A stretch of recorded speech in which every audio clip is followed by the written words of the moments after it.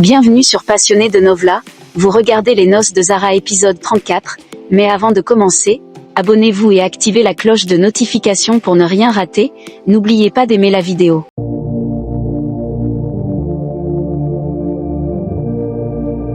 L'épisode s'ouvre sur la cérémonie de mariage de Rukhsar et Andan-Khan. L'imam, suivant les rites traditionnels, interroge à plusieurs reprises Rukhsar pour s'assurer de son consentement. À chaque question, elle répond fermement « Je l'accepte ». Il insiste encore pour être certain « Tu veux vraiment de ce mariage ?» Et elle répète « Je l'accepte ». Puis, il se tourne vers Andan-Khan et lui pose la même question. Andan, d'abord sobre dans ses réponses, finit par affirmer « Oui, je le veux ». Une fois l'union scellée, Zara félicite chaleureusement Rukhsar. Soudain, une voix féminine retentit « Attends un peu, Rukhsar. Tu célèbres ton mariage sans moi ?» Une femme élégante entre dans la salle, s'avance d'un pas assuré et salue l'assemblée. « Bien le bonjour, salutations à vous. » En chœur, les convives lui répondent. Elle s'approche de Rukhsar, la serre dans ses bras avec une familiarité étonnante et s'exclame « Oh mon Dieu, regarde comme tu es belle, ma chérie. Toutes mes félicitations à toi. » Zara, intriguée, l'interroge « Excusez-moi, mais est-ce qu'on se connaît ?» L'inconnu sourit avant de se présenter. « Bien sûr, je suis Nilofer Jahan. Je suis l'ami de Rukhsar et... » « Donnez-moi une seconde. »« D'accord.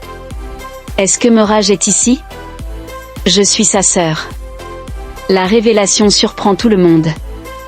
Zara, toujours méfiante, lui répond avec un ton mesuré, « Vous êtes arrivé au bon moment. » Nilofer, jouant parfaitement son rôle, s'incline et embrasse respectueusement la main d'Ayesha en disant « Madame ». Ayesha et Kanchan échangent un regard complice. Kanchan murmure à sa mère « On en parlera plus tard. » C'est l'heure des célébrations. Ayesha hoche la tête et reprend le contrôle de la situation. « Très bien, nous pouvons continuer. Venez, venez avec moi. » Pendant le banquet, Ayesha s'assure que chaque invité soit servi. Elle donne des instructions. « Assure-toi que tout le monde est à manger. » « D'accord ?» Alina, sa fille, l'interrompt. « Maman, papa veut te voir. » Ayesha, contrariée, demande « Mais où est-il passé ? » Il n'est jamais là quand on a besoin de lui.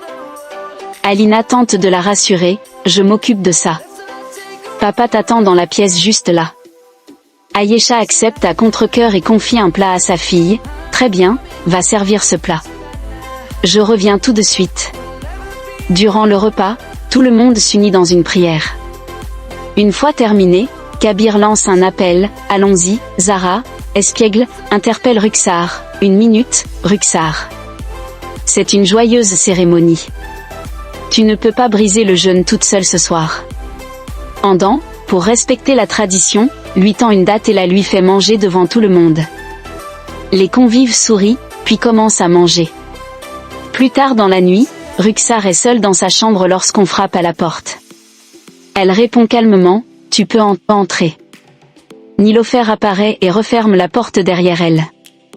Son sourire malicieux trahit sa satisfaction. « Dis-moi, tu as aimé la scène que j'ai faite ?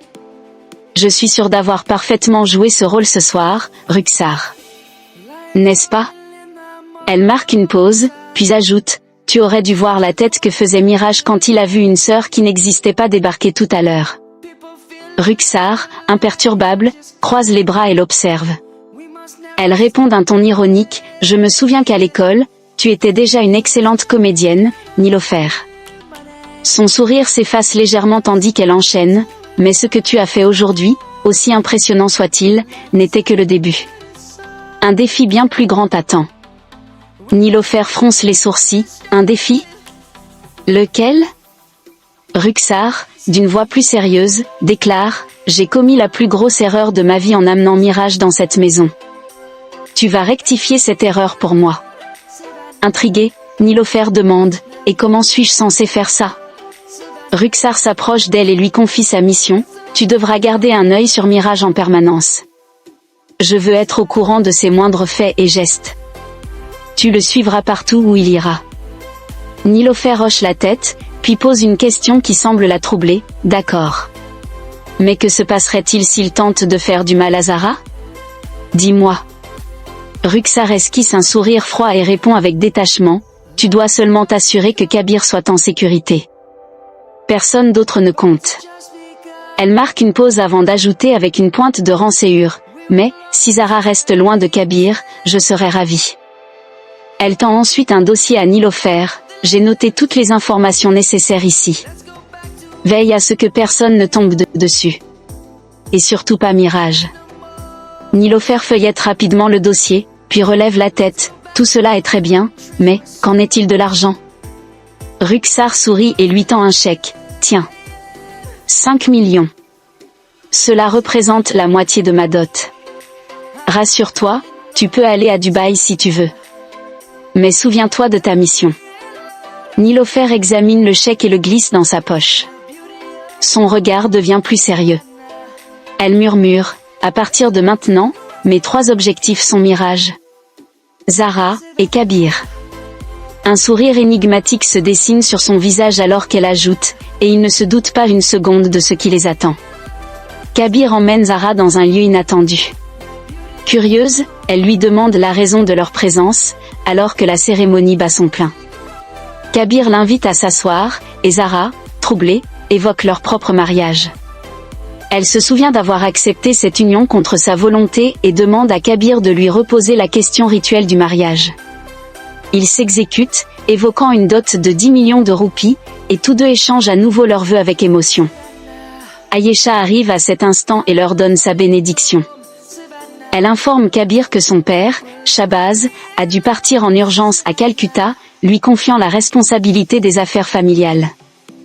Pendant ce temps, dans la chambre de Ruxar, Nilofer lui demande si son chagrin vient de son départ de la maison ou de son éloignement de Kabir. Ruxar exprime que la véritable maison est là où se trouve la famille, et que, pour elle, Kabir est le seul lien qui lui reste. Soudain, Mirage entre sans frapper, ce qui irrite Nilofer.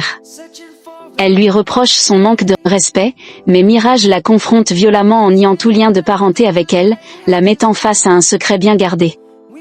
Kabir et Zara arrivent à leur tour et remettent à Ruxar un présent, c'est part dans le projet de Kabir. Contre toute attente, Ruxar refuse et décide plutôt de les offrir à Nilofer, déclarant qu'elle doit rompre tout lien avec cette famille après son mariage. Le moment du départ arrive. Ayesha bénit Ruxar et lui souhaite du bonheur. Zara lui remet des paroles saintes en guise de protection et lui fait promettre de ne jamais revenir troubler la paix de leur foyer.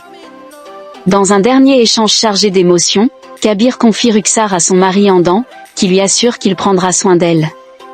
Kabir la remet officiellement entre les mains de son époux, et Ruxar quitte la maison des Hamad, tournant une nouvelle page de sa vie. Tard dans la soirée, Zara appelle ses parents. Elle est surprise de ne pas les avoir vus au mariage de Ruxar et leur fait part de son inquiétude. Salma lui explique que son père, Irfan, ne se sent pas bien depuis l'après-midi et qu'ils ont préféré rester à la maison. Irfan minimise la situation, mais Salma insiste sur le fait qu'il est épuisé par les responsabilités que le conseil de la charia lui a confiées. Inquiète, Zara lui conseille de se reposer et promet de lui rendre visite avec le député Qazi avant d'assister au conseil. Pendant ce temps, Mirage cherche partout Nilofer, intrigué par son absence soudaine. De retour dans leur chambre, Kabir trouve Zara songeuse. Elle lui confie son inquiétude pour son père. Kabir se sent responsable, réalisant qu'il a négligé ses devoirs en raison des récents événements, notamment le mariage de Ruxar. Zara, de son côté, pense qu'ils sont tous les deux coupables d'avoir trop voulu en faire pour leur communauté. Dans un élan spontané, ils se rejoignent sur la même idée, ils doivent assister ensemble au conseil dès le lendemain. De son côté, Mirage passe un appel mystérieux, cherchant des informations sur Nilofer. À sa grande surprise, celle-ci apparaît et l'interroge directement sur ses intentions.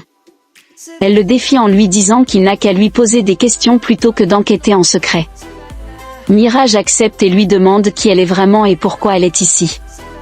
Mais Nilofer sort une arme et le braque, lui rappelant qu'il n'a aucun droit de lui poser ce genre de questions. Elle affirme qu'il n'est ni Shahbaz, ni Kabir, ni Kachan, et que c'est plutôt à lui de répondre sur son propre rôle dans cette maison. Mirage riposte en lui faisant comprendre qu'elle n'est qu'une étrangère indésirable. Nilofer, imperturbable, lui rétorque qu'il ne devrait pas juger les autres quand lui-même cache tant de choses. Elle finit par lui tendre l'arme, lui suggérant qu'il pourrait peut-être s'en servir pour intimider Zinat ou Ruxar. Enragé, Mirage tente de lui tirer dessus, mais l'arme est vide.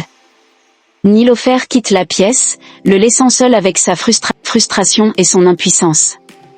Le lendemain, Mirage attend Kabir et lui propose de partir immédiatement pour Campur afin de rencontrer un entrepreneur avant son départ pour Mimbé. Kabir hésite, expliquant qu'il doit assister au conseil de la charia. Zara intervient alors et lui propose de s'occuper des affaires du conseil pendant qu'il se rend à Campur. Mirage insiste sur l'importance de leur présence à tous les deux pour recueillir des informations essentielles sur les habitants vivant près du site du projet.